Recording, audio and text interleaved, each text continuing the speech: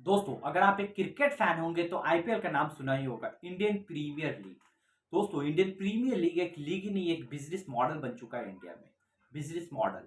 दोस्तों आपको मैं बता दूं, आज आईपीएल दुनिया की सेकंड मोस्ट एक्सपेंसिव लीग बन चुकी है, जो सबसे ज्यादा रेवेन्यू जनरेट करके देती है। आज आईपीएल का टोटल नेटवर्थ हो चुका है ऑलमोस्ट 7 बिलियन।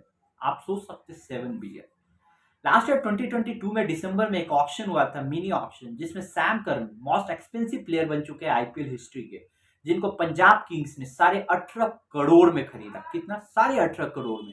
दोस्तों कभी आप इस चीज को सोचते हैं कि आईपीएल टीम्स, आईपीएल फ्रेंचाइजी इतने महंगे महंगे खिलाड़ी को इतने इतने पैसे देकर खरीदती है, एक प्लेयर पे करोड़ों करोड़ों रुपए लगाए जाते हैं। उसके पिछले साल मेन मेगा ऑक्शन हुआ था 2021 में, जिसमें Ishan Kishan most expensive player थे 15.5 करोड़ में। एक प्लेयर को खरीदने के लिए करोड़ों रुपए एक फ्रेंचाइजी दे रही है। आप कभी सोचते हैं फ्रेंचाइजी का रिकवर पैसा कहां से होता है? वो फ्रेंचाइजी कहां से अर्न करती है? जैसे आपको बताया, बिजनेस मॉडल बन चुका है। बिजनेस का मतलब होता है प्रॉफिट। प्रॉफिट कहां से अर्न करती है फ्रेंचाइजी? उस चीज पे आज हम लोग डिस्कस करने वाले हैं। उस चीज पे एक नजर डालेंगे कि फ्रेंचाइजी कहां से अर्न करती है। तो मैं आपको बता दूं, एक फ्रेंचाइजी के बहुत सारे सोर्स ऑफ इनकम होते हैं, कोई एक सोर्स ऑफ इनकम नहीं होता है। एक प्राइस डिस्ट्रीब्यूशन के टाइम एक टीम अगर फाइनल मैच जीतती है तो उनको सिर्फ 20 करोड़ रुपए दिए जाते हैं। एक मेगा ऑक्शन में एक टीम, एक फ्रेंचाइजी 80 करोड़ रुपए का मैक्सिमम अमाउंट यूज कर सकती है, जिसमें हर टीम अपना 65-70 करोड़ रुपए यूज करती है, जो कि सिर्फ 20% हुआ। 20 करोड़ रुपए विनर को मिलता है, वो भी विनर को। बाकी की टीम्स का अर्निंग कहाँ से होता है? दोस्तों आइए मैं आपको बताता हूँ कि बाकी की टीम कहाँ से अर्निंग करती है। तो एक टीम का सबसे बड़ा सोर्स ऑफ इनकम होता है मीडिया राइट्स।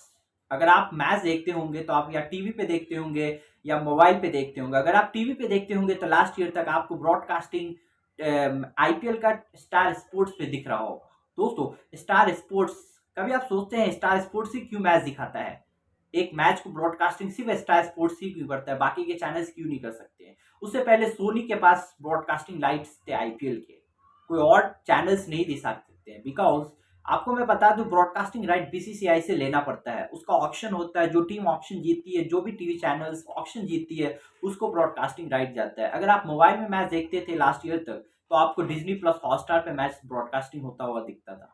दोस्तों इस ब्रॉडकास्टिंग राइट का जो राइट्स हैं वो चेंज हो चुके हैं। अभी फिर से ऑक्शन हुआ जिसमें ब्रॉडकास्टिंग राइट, टीवी राइट्स गए हैं ये डिज्नी स्टार के पास। और आपको बता दूं, जो डिजिटल राइट्स है, जो मोबाइल में हम लोग मैच देखते हैं, उसका राइट गया है वाया कॉम 18 के पास, जो मुकेश अंबानी जी का ऐप है। ये दोनों राइट्स भी, इसको हम लोग बोलते हैं मीडिया राइट्स। दोस्तों मैं आपको बता दूं, जो अभी ऑक्शन हुआ मीडिया राइट्स के लिए, जो पैसा का कलेक्शन हुआ टोटल दोनों राइट्स को बेचने के बाद, बीसीसीआई ने टोटल पैसा 48,310 करोड़ रुपए पूरा कलेक्ट किए। इतना सारा पैसा सिर्फ मीडिया राइट से आया अगले 4 सालों के लिए। 2023 से लेकर इस साल के आईपीएल जो होगा और 2027 तक, ये दो मीडिया राइट्स जो है, टीवी राइट्स डिज्नी स्टार के पास रहेगा, और जो डिजिटल राइट्स है वो वाया कॉम 18 के पास रहेगा। दोस्तों ये दोनों ऐप आपको अगले 4 सालों तक आईपीएल की ब्रॉडकास्टिंग होते हुए दिखेगा।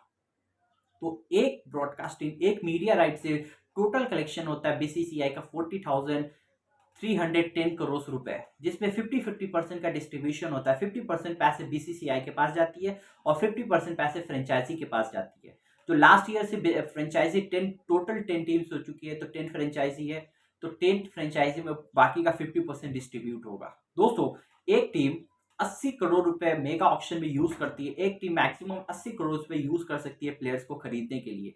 80 करोड़ रुपए का कलेक्शन, रिकवरी कहां से होता है? सबसे पहले मैं आपको बता दिया, मीडिया राइट्स। मीडिया राइट्स से कंपनी, एक फ्रेंचाइजी इतना अर्न करती है। लेकिन this is not only the source of income, और भी सोर्स ऑफ इनकम है जो आपको मैं आगे बताऊंगा। एक आईपीएल फ्रेंचाइजी का सेकंड सबसे बड़ा सोर्स ऑफ इनकम होता है स्पॉन्सरशिप। स्पॉन्सरशिप आप सुने होंगे। जो प्लेयर्स का आउटफिट होता है, ऑन एन एवरेज कहा जाता है, एक प्लेयर का जो आउटफिट होता है, टी शर्ट एंड जर्सी जो होता है, उस पर ऑन एन एवरेज 10 टीम्स का लोगो, 10 ब्रांड्स को प्रमोट करती है। जो एक टीम का आउटफिट होता है वो 10 ब्रांड्स को प्रमोट करती है। तो जो 10 ब्रांड्स को प्रमोट करती है उनसे अलग अलग चार्जेस लिए जाते हैं। लेकिन आपको मैं बता दूं, that is not only the source of income. Sponsorship में और भी चीजें हैं जिसको स्पॉन्सर करती है कंपनी। एक टीम अपने होम में 7 मैचेस खेलती है, 7 मैचेस। आपको दिखता होगा स्टेडियम के अंदर, आप कभी गए होंगे तो स्टेडियम के चारों तरफ एक रोटेशन चलता रहता है स्क्रीन का। स्क्रीन पे डिफरेंट डिफरेंट वीडियो प्ले होते रहते हैं। वो भी किसी ना किसी ब्रांड का एडवर्टाइज होता है। उसके लिए भी कंपनी जो फ्रेंचाइजी होती है, जिसके स्टेडियम में जो होम टीम में होता रहता है, उसका पैसा उस टीम के पास जाता है। This is the second source of sponsorship income. आपको मैं तीसरा स्पॉन्सरशिप इनकम बता दूं। जो भी टीम के बड़े बड़े प्लेयर्स होते हैं, जैसे Virat Kohli, Dhoni, Shane Watson, AB de Villiers, ये बड़े बड़े प्लेयर्स होते हैं, इनका एक फेस वैल्यू है मार्केट में। ऐसे प्लेयर्स से जो फ्रेंचाइजी होती है, इनसे ऐड भी शूट करवाती है, ऐड भी क्रिएट कराती है, किसी भी प्रमोशन, किसी भी ब्रांड को प्रमोट करने के लिए ऐड भी शूट होता है इन सभी प्लेयर्स का। आपको पता होगा 17-18 में जियो धन धना धन का बहुत ही बड़ा ये चल रहा था। हर टीवी चैनल पे हर जगह आपको ये ऐड देखने को मिले होंगे, जियो धन धना धन। उसमें कौन सब था? उसमें यही प्लेयर्स थे जो टीम के लिए, आपको उसमें हर प्लेयर्स, हर टीम इसका ब्रांड को प्रमोट कर रही थी। इसका भी पैसा चार्ज करती है फ्रेंचाइजी, इसका पैसा फ्रेंचाइजी को जाता है। तो this is the second source of income. मैं आपको बता दूं थर्ड सोर्स ऑफ इनकम क्या होता है। थर्ड सोर्स ऑफ इनकम जो होता है मर्चेंडाइज। मर्चेंडाइज का मतलब होता है कि आपने देखा होगा कि एक टीम के ऑफिशियल जर्सी आपको मार्केट में दिखेंगे, जैसे चेन्नई सुपर किंग्स के, राजस्थान रॉयल्स, मुंबई इंडियंस के, सब टीम्स के आपको झंडा, फ्लैग्स, सब टीम के आपको ऑफिशियल जर्सी, ऑफिशियल चीजें दिखेंगी। लेकिन न ही सिर्फ आपको जर्सी दिखेंगे, उसमें कैप्स आते हैं, वॉचेस आते हैं, आपको लगेज दिखाएंगे, आपको टाई दिख जाएंगे, आपको ये दिख जाएंगे, जॉगर्स दिख जाएंगे, आपको मोबाइल कवर्स दिख जाएंगे, आपको वॉचेस दिख जाएंगे। इतनी सारी चीजें और भी चीजें एक टीम के ऑफिशियल नेम के साथ पब्लिश होती है, मार्केट में बिकती है। इसको हम लोग मर्चेंडाइज बोलते हैं। इससे भी एक फ्रेंचाइजी का अर्निंग्स होता है। तो this is the third source of income जिससे एक फ्रेंचाइजी पैसा अर्न करती है। चौथा मैं आपको बता दूं प्राइज मनी। आपको जैसे आपको बताया कि हर टीम एक साल जीतने में एक जो आईपीएल विनर होती है उसको 20 करोड़ रुपए का प्राइज मनी दिया जाता है। और जो रनर होते हैं उनको भी साढ़े 12 करोड़, 12.5 करोड़ का भी विनिंग अमाउंट दिया जाता है। और जो टीम प्ले ऑफ में पहुंचती है उनको भी कुछ पैसा दिया जाता है, 8.5 करोड़ का, उनको भी प्राइज मनी दिया जाता है। तो ये चौथा सोर्स ऑफ इनकम होता है एक फ्रेंचाइजी का। तो इतने सारे सोर्स ऑफ इनकम है, तो आप बता दीजिए 80 करोड़ रुपए एक टीम स्पेंड करती है प्लेयर्स को खरीदने के लिए। अभी तो लास्ट ईयर जो ऑक्शन हुआ था, नई टीम्स आई है, गुजरात टाइटन और लखनऊ सुपर जायंट्स, दोनों टीम का भी ऑक्शन हुआ था जिसमें 2 ऑनर्स जीते थे। तो इसका भी ऑक्शन हुआ था, तो इसमें भी ऑलमोस्ट करोड़ रुपए दिए हैं एक टीम को खरीदने के लिए। तो टीम इतना इन्वेस्ट करती है, तो इतने सारे सोर्स ऑफ इनकम्स भी होते हैं उनके पास, जिनसे वो पैसा अर्न करती है। तो आपको मैंने बताया तीसरा, चौथा सोर्स ऑफ इनकम। पांचवा सोर्स ऑफ इनकम, छठा सोर्स ऑफ इनकम मैं आपको बता दूं, जो ब्रांड वैल्यू होता है। ब्रांड वैल्यू मतलब होता है जो टीम सबसे अच्छा परफॉर्म करती है आईपीएल में, उनकी ब्रांड वैल्यू होती है। अभी सबसे ज्यादा ब्रांड वैल्यू मुंबई इंडियंस की है, उसके बाद चेन्नई सुपर किंग्स की है।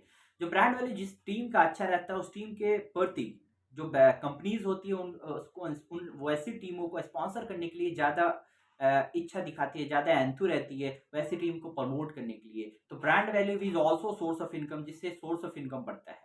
जो सातवां and the last source of income है, वो इनकम है आपको स्टेक सेलिंग। जो कंपनी ज्यादातर ऐसा है, ये सोर्स ऑफ इनकम ज्यादा कम यूज होता है। एक जमाने में दिल्ली कैपिटल नहीं, दिल्ली डेयर डेविल्स हुआ करता था। उस जमाने में 50% ऑफ द स्टेक को बेच दिया गया दिल्ली के ओनर के द्वारा। तो जो टीम बहुत ही बड़ी बन चुकी है, आज चेन्नई सुपर किंग को बेचने जाए तो करोड़ों अरबों करोड़ रुपया एक टीम के स्टेक को बेचने को मिलेगा। तो ब्रांड वैल्यू स्टेक भी सेल करके एक फ्रेंचाइजी अपना अपना पैसा कमा सकती है। तो दोस्तों इतने सारे सोर्स ऑफ इनकम रहते हैं जिससे एक फ्रेंचाइजी पैसा अर्न करती है। और भी सोर्स ऑफ इनकम रहते हैं, लाइक बहुत सारे जो भी टीम्स होती है उनके ऑफिशियल इंस्टाग्राम, फेसबुक अकाउंट्स होते हैं। उस अकाउंट्स पे बहुत सारे ब्रांड्स को प्रमोट किया जाता है, उनसे भी अर्निंग्स आती है हर टीम के। तो इतने सारे सोर्स ऑफ इनकम होते हैं। तो दोस्तों आपको आपके माइंड का आई होप डाउट क्लियर होगा कि फ्रेंचाइजी इतने सारे पैसे इन्वेस्ट करके कहाँ से अर्न करती है। तो इतने सारे सोर्स ऑफ इनकम रहते हैं जहाँ से फ्रेंचाइजी अपना पैसा रिकवर करती है, रिकवरी नहीं करती है, बहुत सारा प्रॉफिट उनको होता है। आपको मैंने बताया इतने सारे सोर्स ऑफ इनकम में ऑब्वियसली उनको प्रॉफिट होता होगा। 80 करोड़ रुपए वो लगाते हैं और इतना सारा सोर्स ऑफ इनकम उनको मिलता रहता है। तो दोस्तों ये सोर्स ऑफ इनकम होता है। और आपको मैंने एक और सोर्स ऑफ इनकम होता है जो कि टिकट। आप एक स्टेडियम में मैच देखने जाते हैं तो उसमें जो भी स्टेडियम में टिकट का प्राइस होता है वो एक फ्रेंचाइजी के पास जाता है। आपको पता होगा हर टीम अपने होम ग्राउंड पे 7 मैचेस खेलती है, टोटल 40 मैच लीग मैच खेलती है एक टीम, 7 मैच अपने होम ग्राउंड पे खेलती है। जो होम ग्राउंड के मैचेस होते हैं 7 मैच, जो भी टिकट कलेक्शन का पैसा आता है वो उस टीम के पास जाता है जिस टीम के होम ग्राउंड में मैचेस होते हैं। तो दोस्तों इतने सारे सोर्स ऑफ इनकम है एक टीम के पास। तो दोस्तों अगर वीडियो पसंद आई हो तो वीडियो को लाइक करें, चैनल को